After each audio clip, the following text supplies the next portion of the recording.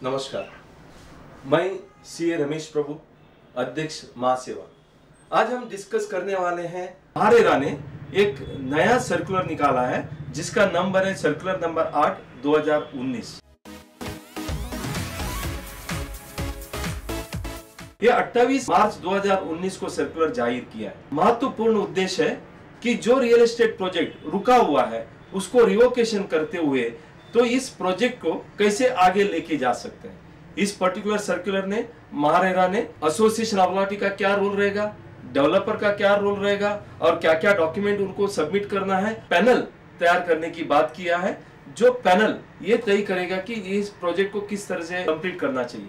पहला हम देखते हैं कि इस महारेरा ने इस सर्कुलर को कलम 37 के अंतर्गत जाहिर किया है। कलम 37 क्या बताता है रेरा का?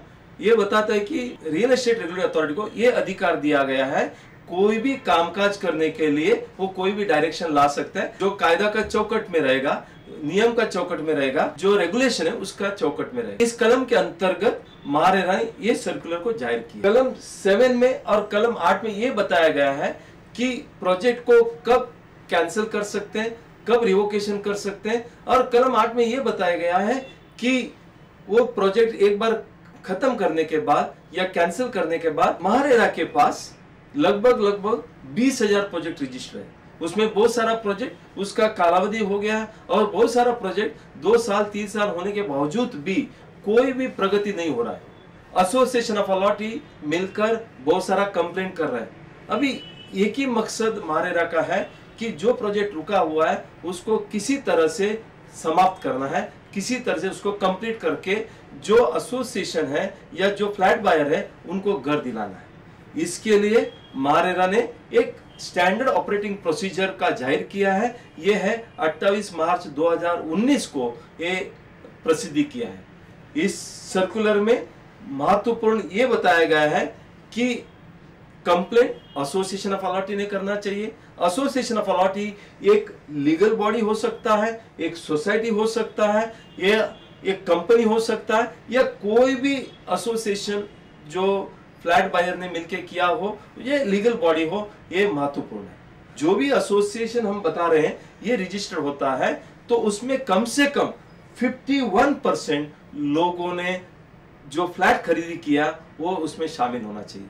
ये 51% लोग शामिल होने के बाद वही लोगों ने जो कंप्लेंट दाखिल करता है रिवोकेशन ऑफ रजिस्ट्रेशन के लिए, उनका कंप्लेंट सुनाई जाए। दूसरा महत्वपूर्ण है एसोसिएशन को एक डिक्लेरेशन देना है। उस डिक्लेरेशन में क्या क्या बताना है? उस डिक्लेरेशन में यह बताना है कि एसोसिएशन ने कोई भी NCLT, company law appellate tribunal, date recovery tribunal, कोई भी कोर्ट में, जैसा कि सरफेसी एक्ट है, डीआरटी है, Maharashtra public interest deposit act है, आईबीसी है, वो कोई भी एक्ट के अंतर्गत कोई भी कार्रवाई चालू नहीं है।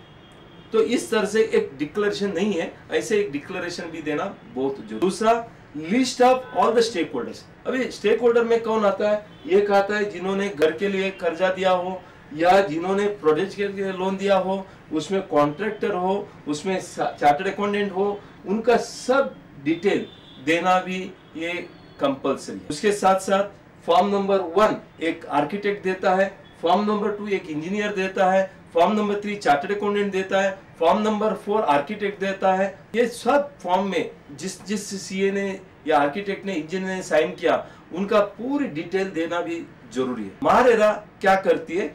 इस कंप्लेंट को सुनते हैं। ये सुनने के लिए जितने भी स्टेक होल्डर है उनको एक नोटिस दिया जाएगा।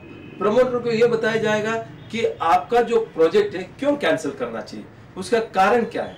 ये सब देने के बाद ये पूरी लोगों को बुला के एक मीटिंग होगा, एक डिस्कशन। जिस बैंक में रेरा का डेसिग्नेट अकाउंट है उन बैंकर को भी बुलाया जाएगा ताकि ये पता जाएगा कि यदि कोई थर्ड पार्टी इंटरेस्ट हो, कुछ भी हो, इसमें पता चलेगा। उनसे सुनने के बाद जो प्रोजेक्ट कैंसिल करने के बाद क्या क्या दिक्कतें हो सकते हैं इसके बारे में भी जानकारी हो कि ये जो कंप्लेंट जब कलम 7 या कलम 8 के अंतर्गत एक एसोसिएशन फाइल करती है, ये पूरी जो कंप्लेंट है वो सब एक ही बेंच के साथ लिया जाएगा।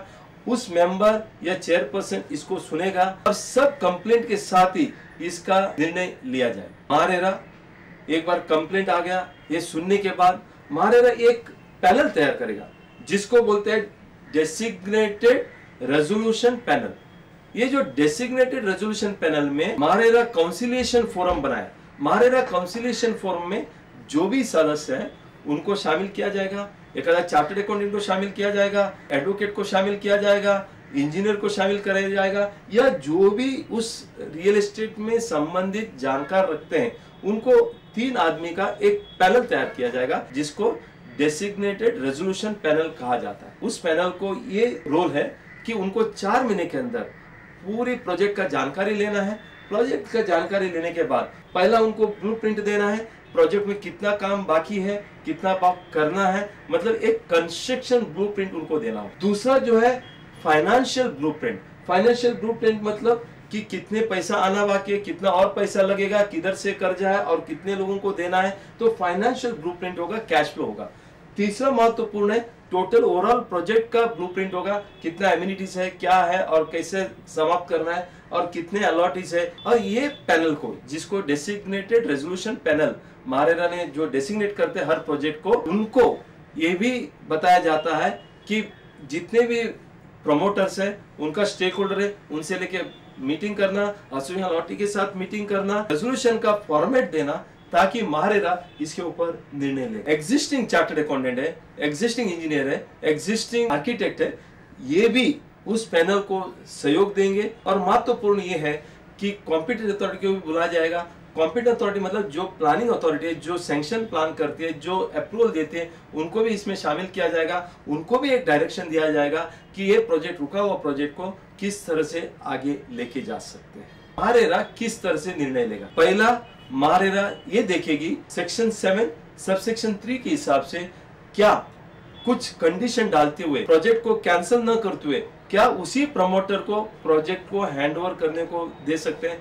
जैसे कि अभी उसमें यह हो सकता है कंडीशन में, 1-2 कंडीशन में आपको बताना चाहूंगा। हो सकता है कि रेरा डेसिंग अकाउंट में एसोसिएशन ऑफ अथॉरिटी का एक सिग्नेचर हो, ये हो सकता है एक एस्क्रो अकाउंट ओपन किया जाए, ये हो सकता है कि एक मॉनिटरिंग एजेंसी अपॉइंट किया जाए, एक कमिश्नर अपॉइंट किया जाए। इस तरह से एक अलग अलग कंडीशन दे सकते हैं ताकि मंथली रिपोर्टिंग हो, रिव्यू हो। इस तरह से एक महारेरा का सुपरविजन के अंदर एक कामकाज हो। एक बार रेरा ने उस प्रोजेक्ट को कैंसिल किया तो इसका इल्जाम क्या क्या होगा? पहला, MahaRERA letter in form number D issue किया जाएगा। उस फॉर्म में रिवोकेशन ऑफ लाइसेंस या रिवोकेशन ऑफ रजिस्ट्रेशन लिखा जाए। मारेरा के अंदर एक आइकॉन है, एक लिस्टिंग है, कौन सा प्रोजेक्ट मारेरा ने अभी तक रिवोक किया। तीसरा महत्वपूर्ण है, प्रमोटर को उस प्रोजेक्ट को, मतलब जो वेबसाइट है उसको लॉगिन करना या उसका पासवर्ड ब्लॉक किया जाएगा। चौथा महत्वपूर्ण है, मारेरा एक ईमेल के द्वारा Maharashtra real estate appellate tribunal को यह बताया जाएगा कि ये प्रोजेक्ट को कैंसिल किया गया। पांचवा जो है, मारेरा एक ईमेल भेजेगा किसको? स्टेट गवर्नमेंट को और यूनियन टेरिटरी को, जिनके अंतर्गत ये प्रोजेक्ट को रजिस्टर्ड किया गया कि ये प्रोजेक्ट को कैंसिल किया गया। हर रेरा को एक रेरा डेसिग्नेट अकाउंट करना पड़ता है। वो बैंकर को ये बताया जाएगा कि इस अकाउंट को आप फ्रोज किया जाए, और फ्रोज करने के बाद, फ्रीज करने के बाद, क्यों फ्रीज किया जाए? फ्रीज इसके लिए किया जाए कि उस डेवलपर को उस अकाउंट को ओपन करने का कोई अधिकार नहीं है। एक बार प्रोजेक्ट रजिस्ट्रेशन कैंसिल हो जाता है और नया आदमी को ये प्रोजेक्ट हैंडओवर किया जाता है, एसोसिएशन अथॉरिटी का हैंडओवर करता है, तो कम से कम 60 दिन का टाइम एक दिया जाएगा। क्योंकि 60 दिन का टाइम इसके लिए दिया जाएगा क्योंकि जो प्रमोटर यदि अपील करना चाहता है तो उसको 60 दिन का टाइम है। जो आदमी को ये प्रोजेक्ट खत्म करने के लिए या कंप्लीट करने के लिए दायित्व दिया है मारेरा ने, उनको हर महीना जिम्मेदारी दिया है कि ये प्रोजेक्ट ब्लूप्रिंट के हिसाब से हो रहा है कि नहीं हो रहा है। उसको मंथली बेसिस में एक रिपोर्टिंग भी मारेरा को देना पड़ेगा, जिससे कि पूरे प्रोजेक्ट का जानकारी मारेरा को मिलते जाएगा, प्रोजेक्ट पूरी तरह से समाप्त होगा। अभी इसमें बहुत सारा सवाल आता है। पहला सवाल ये आता है कि मान लीजिए डेवलपर ने ज्यादा पैसे लोगों से लिया है, उसने फंड को डाइवर्सिफाई किया, उसने ज्यादा तीसरा चौथा प्रोजेक्ट शुरू किया, और ये प्रोजेक्ट का जो भी पैसा है सब साइपन हो गया। और इसमें मान लीजिए 100 का 100 फ्लैट है, एक भी फ्लैट अभी बाकी नहीं है, जिसमें 80-90% पैसा आ गया, उस प्रोजेक्ट 20 से 30% ही कंप्लीट है, के ऊपर लोन भी है, तो मारेरा को बहुत सारा प्रिकॉशन लेना होगा। और हो सकता है कि एसोसिएशन अथॉरिटी को और थोड़ा सा पैसा डालना होगा ताकि वो प्रोजेक्ट खत्म करने के लिए या कंप्लीट करने के लिए कलन मिलेगा। और उसके बाद यदि कोई पैसा साइफन किया है, सेक्शन 40 के हिसाब से महारेरा को भी अधिकार दिया गया, उसका प्राइवेट प्रॉपर्टी को अटैच कर सकते हैं, जितने भी पैसा उन्होंने साइफन किया वो पैसा ले सकते। दूसरा केस ऐसा हो सकता है कि प्रोजेक्ट शुरू हुआ है और उसमें 40-50% पैसा लिया है और 50% फ्लैट बेचने का बाकी है। रिसीवेबल अमाउंट है वो जो प्रोजेक्ट को खत्म करने के लगता है उससे ज्यादा है, रिसीवेबल ज्यादा है, खर्चा जो करना है वो कम है। तभी क्या होगा कि प्रोजेक्ट पूरा खत्म होने के बाद बचा हुआ पैसा है वो प्रमोटर को जाएगा। यदि कोई डेवलपर ने इस प्रोजेक्ट को डिले किया, उसके ऊपर इंटरेस्ट है, कॉम्पनसेशन है, बहुत कुछ देना है, ये जो बचा हुआ पैसा है वो सब कॉम्पनसेशन इंटरेस्ट देने के बाद यदि और शिल्लक बचता है, अदरवाइज ये पूरी जो पैसा है जितने भी एडिशनल फ्लैट बिका जाता है ये सब प्रोजेक्ट के लिए यूज किया। मुझे लगता है महारेरा ने उठाया है और पहली बार महाराष्ट्र ने ऐसे एक कदम उठा के अन्य राज्यों को, अन्य रेरा अथॉरिटी को भी एक दिशा दिया है ऐसे रुका हुआ प्रोजेक्ट